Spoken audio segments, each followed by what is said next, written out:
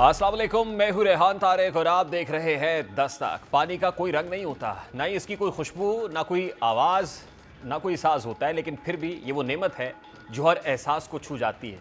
पानी की खुसूसियत है कि वो खामोशी से बहता है, ज़िंदगी बांटता है, प्यास बुझाता है, ज़ख्म धोता है, फसलें उगाता है और जब रुक जाता है तो एक खामोश आह पूरे वजूद में गूंजने लगती है। भारत ने जब पाकिस्तान का पानी बंद किया तो ये सिर्फ एक सियासी कदम नहीं था, इसका ये अमल दरिया का गला घोंटने के मुतरादिफ था, बल्कि ये यजीदियत पर मबनी अमल था। जो वो दरिया सदियों से बह रहे थे, जिनके किनारों पर बस्तियां बसी, जिनके पानी से बच्चा पहला घूंट पीता है, किसान फसल उगाता है, मजदूर पसीना बहाता है, माँ दुआ मांगती है, वही पानी रोक दिया गया। सवाल ये है कि क्या पानी की भी कोई सरहद होती है? क्या दरिया भी किसी वीज़े के मोहताज होते हैं? क्या गंगा, जहलम, सतलुज, चनाब को खबर है कि उनमें से कौन हिंदू है, कौन मुसलमान है? पानी तो सबका है, ये इंसानियत का है, ये बेरंग है, मगर नफरत के रंग इसे आलूदा कर देते हैं। पानी बज़ाहिर बेखुशबू है, मगर जब रोक दिया जाए तो इसमें सिसकती ज़मीन की बू शामिल हो जाती है। ये खामोश होता है, मगर जब बहना छोड़ दे तो दिलों में चीख उठती है। ये सिर्फ पानी नहीं है, ये हमारी रूह है। इसे बंद करना किसी की सांसें रोकने के मुतरादिफ है। काश भारत समझ पाता कि पानी का कोई मजहब नहीं होता, पानी का कोई मुल्क नहीं होता, पानी तो बस जिंदगी होता है और जिंदगी को रोकना इंसानियत को मारने के, इंसानियत को रोक देने के मुतरादिफ है। लेकिन भारत पाकिस्तान के साथ दुश्मनी में इतना अंधा हो चुका है कि वो इंसानियत की सारी हदें पार कर चुका है और पाकिस्तान से पानी की जंग भी लड़ना चाहता है। यही वजह है कि नायब वज़ीर आज़म इसहाक डार कह रहे हैं कि पाकिस्तानी अवाम की लाइफ लाइन पानी है और मुस्तकबिल की जंगें पानी पर होंगी। इसी तरह ख्वाजा आसिफ भी भारतीय आबी जहारी से कुछ गुफ्तगू कर रहे हैं। सबसे पहले इन दोनों रहनुमाओं की गुफ्तगू आपके सामने रखता है। अब सिंध तास मुआहदा क्या है? भारत ने पानी की जंग क्यों छेड़ दी है? भारत पाकिस्तान के किन दरियाओं पर क्या क्या तामीर कर रहा है और भारत ने कब कब पानी के मसले को सियासी आलाकार के तौर पर इस्तेमाल किया?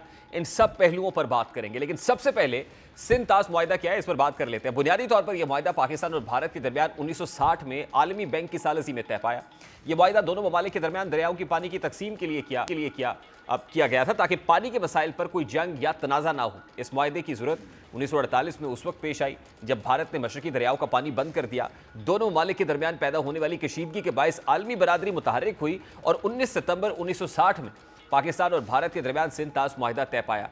इस मुआहदे के तहत इंडस बेसिन से हर साल आने वाले मजमूई तौर पर 168 मिलियन एकड़ फीट पानी को पाकिस्तान और भारत के दरमियान तकसीम किया गया, जिसमें 3 मगरबी दरियाओं यानी सिंध, जहलम और चिनाब से आने वाले 80% पानी पर पाकिस्तान का हक तस्लीम किया गया, जो 133 मिलियन एकड़ फीट बनता है, जबकि भारत को मशरकी दरियाओं जैसे रावी, ब्यास और सतलुज का कंट्रोल दे दिया गया। अब सवाल यह है कि इंडिया की जानिब से मुआहदे पर अमल दरामद मुअत्तल करने का क्या नतीजा निकलेगा? तो जैसा कि सिंध तास मुआहदे के तहत दोनों ममालिक की बुनियादी जिम्मेदारियों में कम अज़ कम साल में एक मरतबा वाटर कमिश्नर्स का इजलास होता है। दरियाओं में पानी के बहाव का डेटा शेयर करना और दोनों अतराफ दरियाओं पर जारी प्रोजेक्ट्स पर दूसरे ममालिक की मुआयना टीमों के दौरे करना शामिल है। दोनों ममालिक के इंडस वाटर कमिश्नर्स अमूमन मई के महीने में ये इजलास करते हैं और दोनों ममालिक की हुकूमतों को इसकी सालाना रिपोर्ट 1 जून को पेश की जाती है। अब मुआहदे पर अमल दरामद की मअतली का मतलब यह है कि ये इजलास, मुआयना दौरे और दरियाओं में पानी के बहाव की डेटा शेयरिंग नहीं होगी। भारत ने इस मुआहदे पर अमल दरामद रोकने का ऐलान अब किया है, मगर अमलन वो तकरीबन 4-5 बरसों से इस पर अमल दरामद रोक चुका है। भारत गुज़श्ता 4 बरस से वाटर कमिश्नर्स का सालाना इजलास मुनक्किद नहीं कर रहा, जबकि दरियाओं में पानी का डेटा भी 30 से 40% फराहम कर रहा है। ये डेटा शेयरिंग ना होने से पाकिस्तान को ज़्यादा फर्क नहीं पड़ेगा, क्योंकि हम अपनी तरफ दरियाओं पर आलात लगाकर पानी के बहाव का तखमीना लगा सकते हैं। देखा जाए तो इंडिया पाकिस्तान के हिस्से का पानी रोक नहीं सकता, क्योंकि इसके पास फिलवक्त ऐसा कोई ज़ख़ीरा या वसाइल नहीं है जहां वो इन दरियाओं के इस पानी को जमा कर सके। अगर ये सिलसिला जारी रहता है तो तवील मुद्दत में इसका नुकसान पाकिस्तान को सूरत में हो सकता है कि इंडिया दरियाओं पर बैराज या पानी ज़ख़ीरा करने के इंफ्रास्ट्रक्चर बना रहा है, उनका डिज़ाइन पाकिस्तान को मुतला किए बगैर तब्दील कर सकता है। इस मुआहदे के तहत इंडिया पाकिस्तान को अपने हर आबी मंसूबे के डिज़ाइन और मकाम के मुतालिक तफसीलात देने का पाबंद है और वो माजी में ऐसा करता रहा है, लेकिन अब ये हो सकता है कि वो ऐसा ना करे। अब अगला सवाल यह है कि क्या हिंदुस्तान यकतरफा तौर पर इस मुआहदे पर अमल दरामद रोकने का हक रखता है? तो इसका जवाब साफ है कि भारत को यकतरफा इस मुआहदे की मनसूखी या मुअत्तल करने से उसका हक ही नहीं पहुंचता। इस मुआहदे में ऐसी कोई शक ही नहीं है कि इसे मुअत्तल किया जा सके। ताहम इस मुआहदे के तहत दोनों ममालिक बाहमी रजामंदी से इस मुआहदे में तब्दीली कर सकते हैं। यह मुआहदा किसी भी किस्म की तब्दीली के लिए दोनों ममालिक की बाहमी रजामंदी को पाबंद करता है।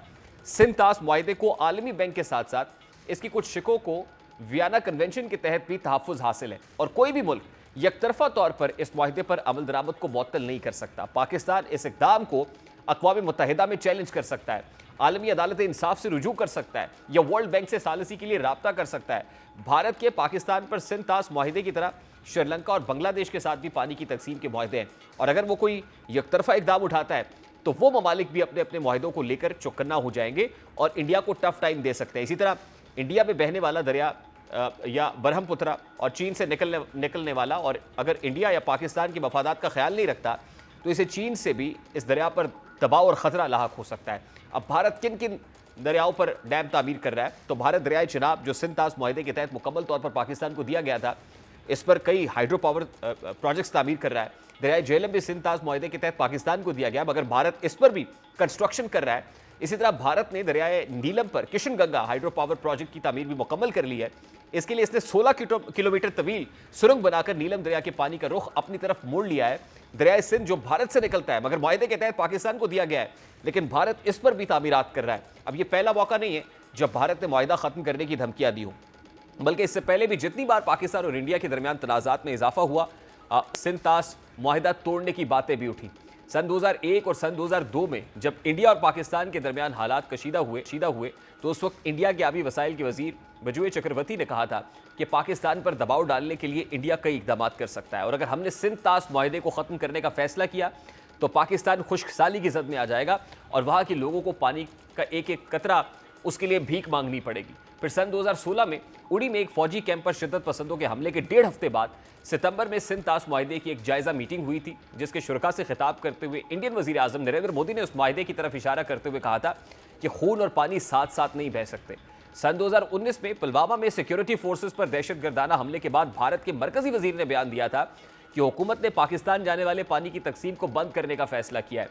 अगस्त 2019 में आबी वसाइल के वजीर ने कहा था कि सिंध तास मुआहदे की खिलाफ वर्जी किए बगैर पाकिस्तान जाने वाले पानी को रोकने के लिए काम पहले ही शुरू हो चुका है।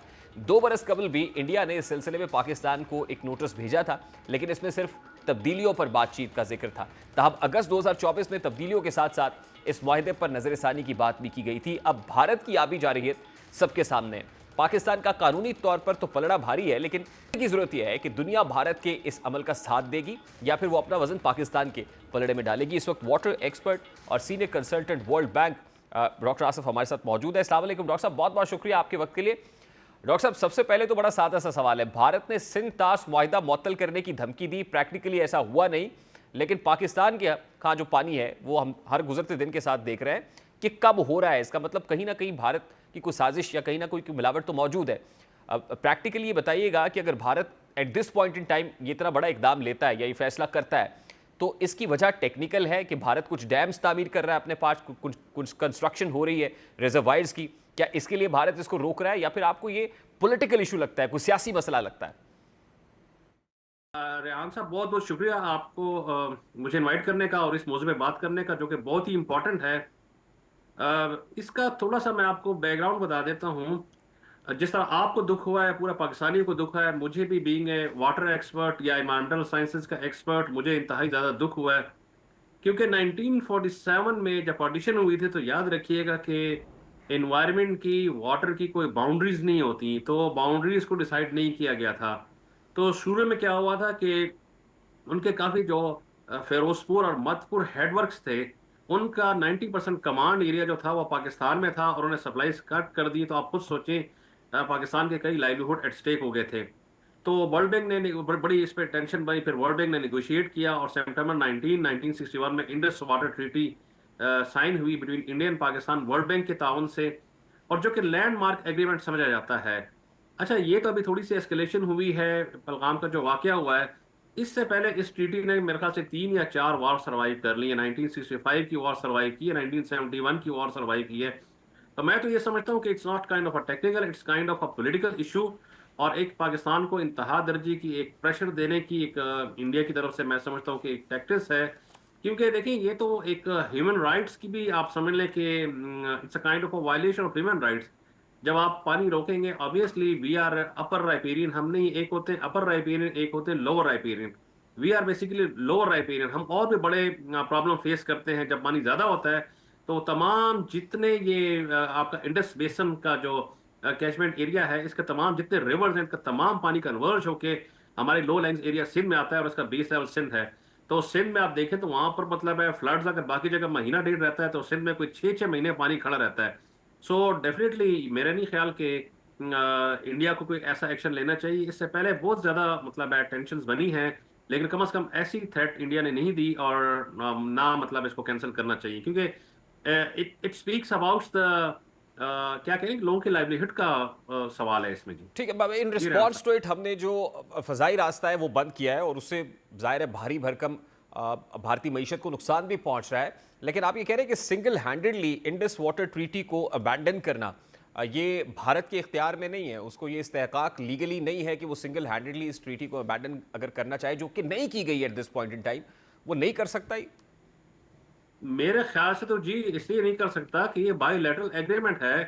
वर्ल्ड बैंक इसमें सालिस था, और अभी भी मेरे ख्याल से वर्ल्ड बैंक को नेगोशिएट करना चाहिए, इसमें अपना रोल अदा करना चाहिए, बिकॉज इससे तो ये होगा। देखिए, आपने कहा कि फजाई रास्ता बंद कर दिया, फजाई रास्ता बंद कर दिया, शायद उनकी मईशत को थोड़ा नुकसान हो जाएगा, लेकिन इंडस वाटर ट्रीटी को सस्पेंड करने से, या अगर इंडिया कंट्रोल ले लेता है वेस्टर्न रिवर का भी, मतलब पाकिस्तान के इसमें जो रिवर्स हैं, मतलब है इंडस हो गया, आपका चनाब हो गया और आपका झेलम हो गया, अगर इसका कंट्रोल भी इंडिया ले जाता है, तो मतलब है इकोनॉमी तो बाद में आती है, लोगों की लाइवलीहुड एट स्टेक हो जाएगी।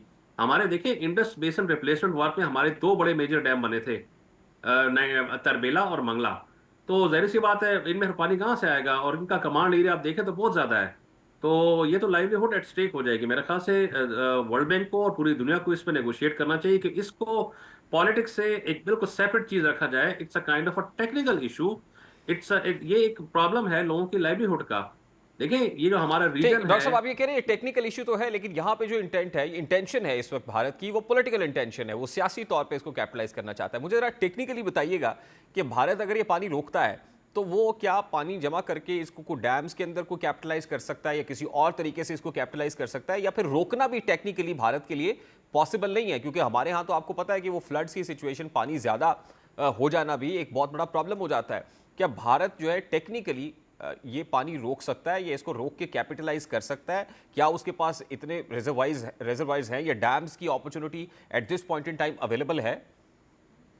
देखिए रेहान साहब, एक चीज मैं आपको बता दूं, फ्लड्स का तो 1 मंथ होता है या 1.5 मंथ होता है मैक्सिमम। 11 मंथ्स या 10 मंथ्स एट मैक्सिमम आप कह लें, we all are crying for a water reservoir, ठीक है ना। तो टेक्निकली इसमें ये चीज है कि जो मतलब है, आप पानी का इस्तेमाल अगर इंडस वाटर ट्रीटी के मुताबिक, चूंकि वो अपर राइपेरियन है, तो वो हाइड्रो पावर के लिए और उसको पानी को यूज कर सकते हैं, लेकिन पानी को रोक नहीं सकते, कंजर्व नहीं कर सकते। अब यस, योर सेकंड क्वेश्चन जो आपका है बड़ा इंपॉर्टेंट है कि क्या इस वक्त इंडिया की वो कैपेसिटी है कि वो पानी को डाइवर्ट कर सके, फॉर कंजर्व कर सके, इसको रोक सके। लेकिन मैं तो इस बात को कह रहा हूं कि अगर उसमें इंडिया में ये कैपेसिटी हो, जिस तरह उन्हें बगलियार डैम बनाए, या उनके कोई ऐसे प्लान्स हो जहां पर उन्हें काम शुरू किया हो जो कि हमें ना पता हो, तो अगर उस रोकने की वो कैपेसिटी रखता हो, तो अगर पानी रोक ले तो पाकिस्तान को बहुत बड़ा नुकसान हो जाएगा। बहुत बड़ा कल्चरेबल कमांड एरिया जो है, आप समझ लें कि पाकिस्तान की शारक को उसने टच कर लिया, सिंपल इज दैट, क्योंकि लाइवलीहुड एट स्टेक हो जाएगी। अच्छा, दूसरा क्वेश्चन, डेफिनेटली टेक्निकली मेरा नहीं ख्याल कि इतनी जल्दी इसको मतलब है रोकना टेक्निकली इट्स पॉसिबल, क्योंकि जाहिर सी बात है, आपको वाटर डाइवर्जन स्ट्रक्चर चाहिए, प्रॉपर डैम्स चाहिए पानी को प्रिजर्व करने के लिए, कंजर्व करने के लिए, और फिर उसको इस्तेमाल करने के लिए। और फिर उसके साथ बहुत बड़ा एक इंफ्रास्ट्रक्चर चाहिए होता है, जिस तरह के हमारा इंडस बेसिन इरिगेशन सिस्टम है, पूरा कंटीजियस वर्ल्ड का लार्जेस्ट इरिगेशन सिस्टम है। सो मेरा नहीं ख्याल कि टेक्निकली इस वक्त इंडिया इस पोजीशन में है कि ऑल टुगेदर बिल्कुल इसको मतलब रोक दे और पाकिस्तान को एक रियल। बट डॉक्टर साहब प्रैक्टिकली स्पीकिंग इन फ्यूचर लगता ये है कि हम उस तरफ बढ़ रहे हैं कि जहां पे आज हम कह रहे हैं कि हमारा पानी रोकना जंग के मुतरादिफ होगा या भारत जंग का बिगल बजाएगा, लेकिन फ्यूचर में लगता यही है कि जब हम बहुत ज़्यादा डिपेंडेंट हैं इंडस वाटर ट्रीटी के ऊपर और भारत से आने वाले पानी पर, तो वो कर सकता है, और प्रैक्टिकली हम एक ऐसी सिचुएशन के अंदर होंगे जिसको वॉर सिचुएशन कहते हैं। बिल्कुल एग्जैक्टली रेहान साहब, मेरे लिए तो यही बड़े कंसर्न की बात है कि आज के दिन अगर आप डिसीजन ले लेते हैं, तो we are heading towards a direction which definitely take us towards a very मतलब एक इंतहाई टेंशन की तरफ ले जाएगी, क्योंकि जैसे मैंने आपको शारक की तरफ वो करता है। तो मेरा पॉइंट ये है, the point which I want to make is that कि इंडस वाटर ट्रीटी इंतहाई अहमियत की हामिल है। इसको पॉलिटिक्स से या किसी और मायदे से बिल्कुल सेपरेट रखना चाहिए। ये है लोगों की लाइवलीहुड का मसला है, और सिर्फ पाकिस्तान का नहीं है। देखिए ये जो हमारा सिस्टम है, यहाँ पर जो हमारे पास हिमालयाज है, हिंदू कश है, ये तमाम जो यहाँ पर ग्लेशियर्स का जखीरा है, जो कि सबसे ज्यादा ग्लेशियर्स है हमारे पास, फ्रोजन वाटर रिजर्व्स है आउटसाइड द पोलर। तो इसको 4 कंट्रीज यूज कर रहे हैं, और 40% हमारी पॉपुलेशन डायरेक्टली डिपेंडेंट है मेल्ट वाटर से जो इस ग्लेशियर से आता है, और फिर हम यूज करते हैं फॉर इरिगेशन पर्पजेज। तो आप सोचें कि अगर हम इस डायरेक्शन पे चलना शुरू करें, रोक लिया है, दैट इज अनदर क्वेश्चन, लेकिन रोकने का सोच भी लिया है, that is also a matter of concern for all of us. तो डॉक्टर साहब, how to get away with that? इसका सोल्यूशन क्या है या बिफिटिंग रिस्पॉन्स क्या है सर? इसको डेफिनेटली एक नेगोशिएशन करनी चाहिए, एक थर्ड पार्टी को इंटरवीन करना चाहिए क्लियरली। अगर जिस तरह वर्ल्ड बैंक ने नेगोशिएट किया था, मीडिएट किया था, अभी भी मैं कहता हूं कि वर्ल्ड बैंक एक इंडिपेंडेंट एंटिटी है, वर्ल्ड बैंक नेगोशिएट करे उसमें बाकायदा, उसमें मतलब है वो करे, या यूनाइटेड नेशंस हो गई, तो इनको नेगोशिएट करना चाहिए और इसको पॉलिटिक्स से अलग रख के इसकी एक सोल्यूशन की तरफ जाना चाहिए। जो इंडस वाटर ट्रीटी का एसेंस है, ऑलरेडी क्लाइमेट चेंज की वजह से हमारा पानी वैसे ही कम हो रहा है, इंडिया के साइड पे भी और हमारी साइड पे भी।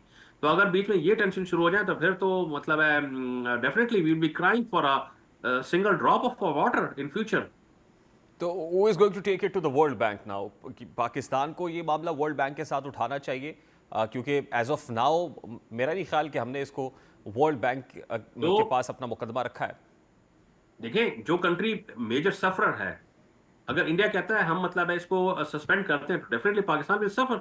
तो जो सफर करेगा तो डेफिनेटली उसको पाकिस्तान को टेक ऑन करना चाहिए, बिल्कुल डेफिनेटली करना चाहिए इसके साथ, मतलब वर्ल्ड बैंक के साथ, और दोनों इक्वल फुटिंग पे जाकर इंडिया के साथ प्रॉपरली, ताकि नेगोशिएट करें और इस मामले को एक मनते के अंजाम तक लेकर जाएं बिफोर इट्स टू लेट।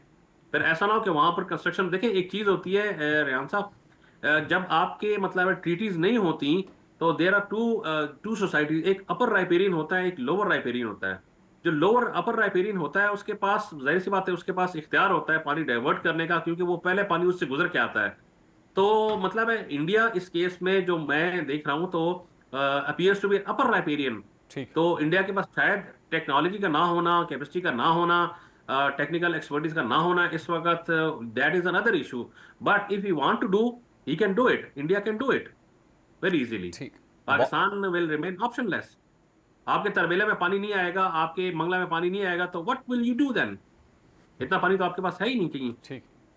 बारिशें भी कम है। बहुत बहुत शुक्रिया doctor Asif Javed, senior water consultant हमारे साथ मौजूद थे, वाटर एक्सपर्ट है, और इसके क्या इम्प्लीकेशंस हो सकते हैं इस सारे मामले के, उस पर बड़ी डिटेल से बात की। एक ब्रेक लेते हैं, ब्रेक के बाद जब वापस आएंगे, पाकिस्तान तहरीक इंसाफ का यौम तासीस, और इस मौके पर बानी PTI के एक्स हैंडल से जो पोस्ट की गई है उस पर बात करेंगे। इस ब्रेक साथ ही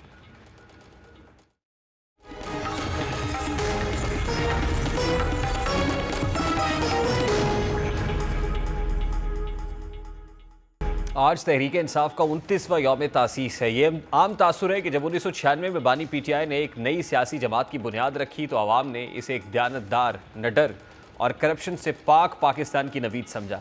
बरसों की जद्दोजहद, धरनों, एहतजाजों और अवामी राब्ता मुहिम के बाद बिलाखिर 2018 में तहरीक इंसाफ इक़्तिदार तक पहुंची। इक़्तिदार में आकर PTI ने फलाही रियासत के वादे किए, एहसास प्रोग्राम, सैद कार्ड और करप्शन के खिलाफ मुहिम का आगाज़ किया। लेकिन तहरीक इंसाफ पर यह तनकीद होती है कि इसकी बतौर हुकूमती कारकर्दगी इत्तेहादी दबाव, मईशत के चैलेंजेस और बाज़ इंतज़ामी फ़ैसलों की वजह से पार्टी को दिफाई पोजीशन पर आना पड़ा। और 2022 में जब अदम-ए-एतमाद के ज़रिए तहरीक इंसाफ की हुकूमत को ख़त्म किया गया, तो इस जमात ने एहतजाजी सियासत का रास्ता अपनाया। दर हकीकत ये तासुर उभरता है कि तहरीक इंसाफ ने इदारों के खिलाफ भरपूर मज़ाहमत का रास्ता अपनाया, और तहरीक इंसाफ मज़ाहमत में इस कदर आगे निकल गई कि फिर 9 मई 2023 का वाक़या पेश आया, और इस पेश आने वाले वाक़यात ने पार्टी के लिए एक नया बहरान खड़ा कर दिया। दर्जनों मरकजी रहनुमा गिरफ्तार हुए या पार्टी से अलहदा हुए, कुछ ने दबाव के तहत खामोशी इख्तियार की, कुछ ने सरेआम इस्तीफ़ा दिया, और कुछ ने नई जमातों या सियासी धड़ों की शक्ल इख्तियार कर ली। वाकिफ़ान हाल कहते हैं कि इस तकसीम ने पार्टी को शायद अब शदीद तौर पर कमज़ोर कर दिया है। तंजीमी ढांचा बिखर कर रह गया है, यहाँ तक कि फ़ैसला साजी का अमल मफलूज हो गया है, और निचली सतह पर कारकुन मायूसी का शिकार होने लगे। इसमें कोई शक नहीं है कि तहरीक इंसाफ की तकसीम ने इसके अंदरूनी एतमाद को तोड़ा है। साबिका इत्तेहादी, पुराने साथी और करीबी रफ़का सब मुख्तलिफ समतों में बिखर चुके हैं। अब मौजूदा सूरत हाल में तहरीक इंसाफ की सियासी पोजीशन बज़ाहिर कमज़ोर नज़र आ रही है, लेकिन बानी PTI ये दावा कर रहे हैं कि तहरीक इंसाफ मजबूत पोजीशन में है।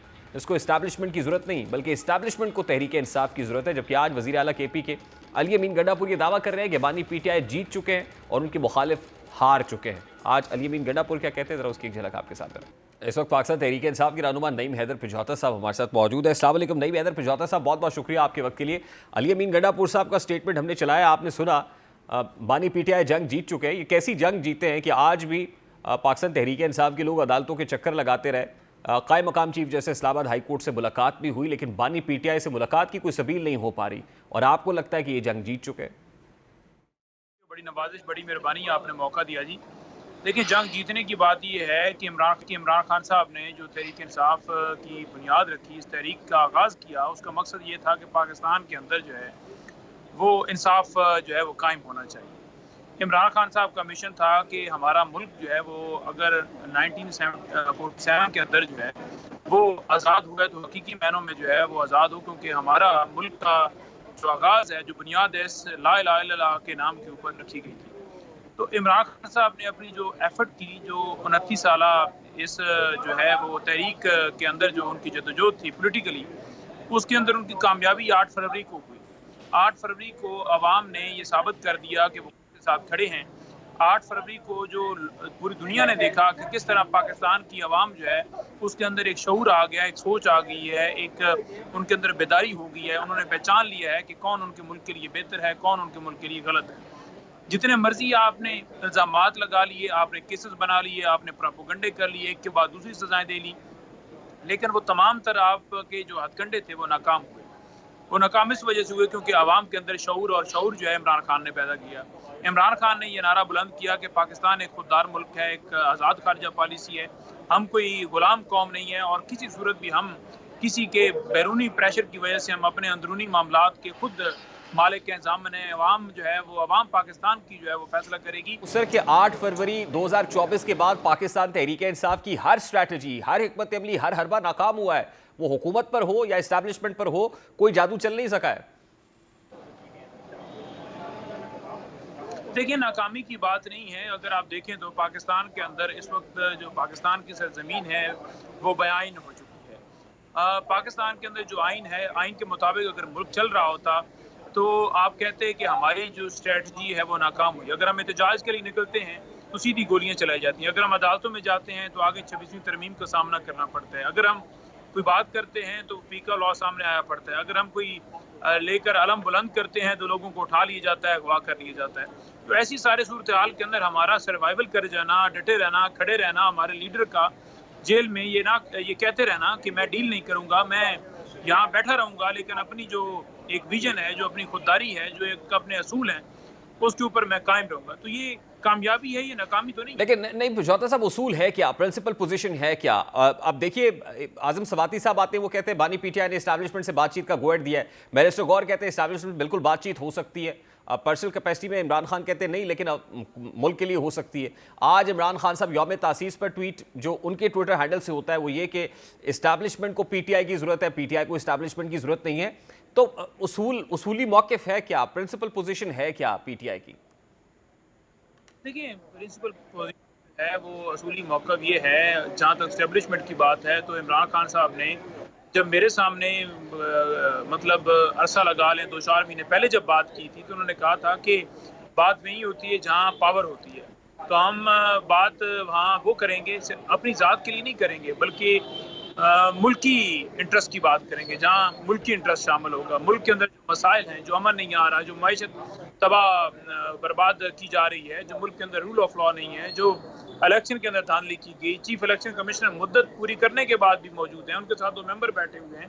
पाकिस्तान में 26वीं तरमीम जो है उसके तहत अदलिया को हुकूमत के ताबे कर दिया गया है। तो ऐसी सारी सूरत हाल के अंदर जहाँ पर कोई बुनियादी हकूक हासिल नहीं है, तो हम ये तमाम तर चीज़ों के लिए जो है वो इस बात पर जो है वो बात करेंगे कि इन मसाइल का हल निकाला जाए, और अगर इन मसाइल का हल निकलता है तो हमारी बात होगी और उस जगह पर होगी जिसके पास इख्तियार है। फार्म 47 वाले खुद जो है वो किसी के आशीर्वाद के ऊपर आए हुए हैं, तो उनके पास क्या इख्तियार है कि वो नहीं, हमारे आप साथ ये कह रहे हैं कि इस्टेब्लिशमेंट को PTI की जरूरत है। क्या इस्टेब्लिशमेंट PTI से बात करना चाहती है?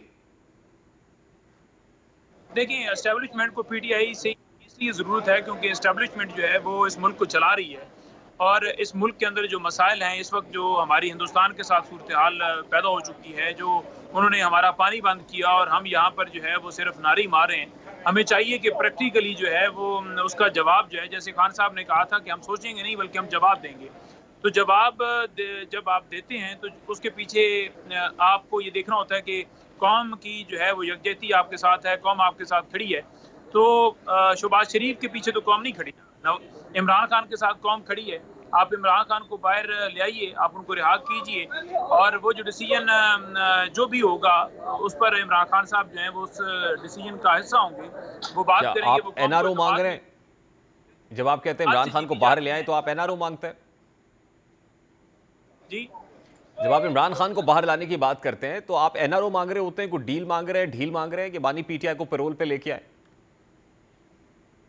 देखिए एनआरओ नहीं है, आपने सियासी तौर पर उनका गिरफ्तार करके रखा हुआ है। इमरान खान के ऊपर तमाम केसेस झूठे हैं। साइफर बना खत्म हो गया, इद्दत केस बना खत्म हो गया, तोशाखाना बना खत्म हो गया। आपने पार्ट 2 स्टार्ट कर दिया, अब पार्ट 3 भी ले आए। 9 मई के केसेस 2 बरी हो गए। तफ्तीशी ने जो बयान दिया, जो वहाँ पर जिसकी गवाही के ऊपर वो मुकदमे दर्ज हुए वो बरी हो गए, कोई एविडेंस ही नहीं है। उसके बाद भी मुकदमात मुख्तलिफ चलते रहें, चलाते रहें, आप केसेस ना फिक्स करें। तो ये तमाम चीज़ें जो हैं वो पाकिस्तान के अंदर, दुनिया जो है पाकिस्तान के अंदर मौजूद है वो भी देख रहे हैं और ओवरसीज पाकिस्तानी भी देख रहे हैं कि इमरान खान के ऊपर जो तमाम मुकदमात हैं झूठे हैं। तो जब मुकदमे झूठे हैं तो वो एनआरओ कैसा? अगर वो सच्चे मुकदमों में अंदर होते तो हम कहते कि आप एनआरओ की बात कर रहे हैं। जब मुकदमे झूठे हैं, सियासी सारी जितनी भी प्रोसीडिंग्स की जा रही हैं, 300 के करीब मुकदमात आपके दर्ज हो जाते हैं। जब इमरान खान साहब हुकूमत से हटाए जाते हैं उससे पहले एक मुकदमा नहीं दर्ज होता। तो ये पॉलिटिकल विक्टिमाइजेशन नहीं तो क्या जनमन? बहुत बहुत शुक्रिया नईम हैदर पिछौता साहब हमारे साथ मौजूद थे। गजा के मजलूम फ़लस्तीनियों का अहवाल जानेंगे इस ब्रेक के बाद, हमारे साथ रहिए।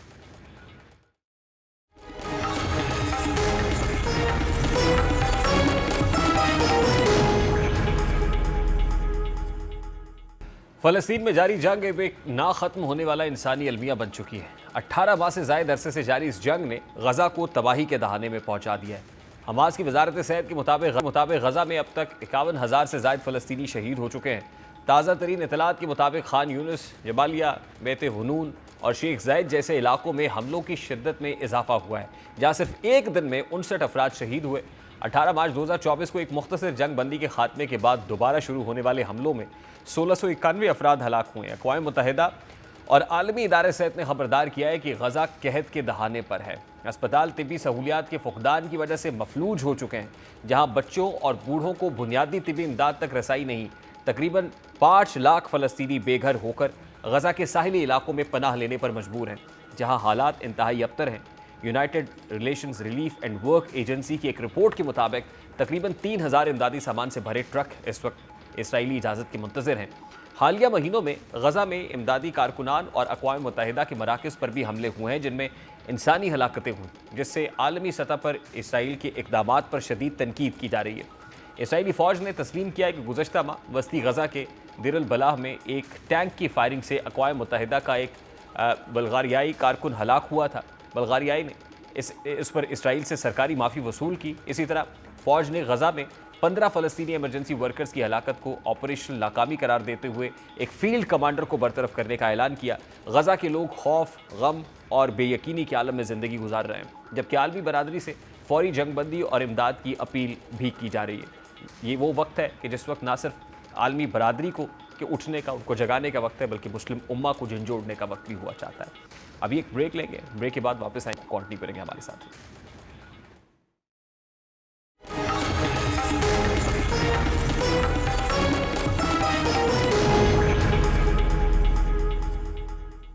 महकमा मौसमियात ने एक बार फिर मुल्क के मुख्तलिफ हिस्सों में शदीद हीट वेव का अलर्ट जारी किया है, जो 26 अप्रैल से शुरू होकर 1 मई तक जारी रहेगी।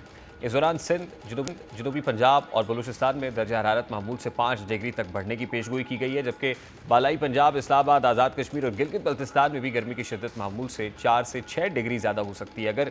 अगरचे 1 मई के बाद गर्मी में कुछ कमी का इम्कान है, लेकिन 26 अप्रैल से 1 मई तक शहरियों के लिए मोहतात रहना बहुत ज़्यादा ज़रूरी है, क्योंकि इस तरह की गैर मामूली गर्मी इंसानी सेहत और रोज़मर्रा ज़िंदगी पर गहरे असरात डाल सकती है।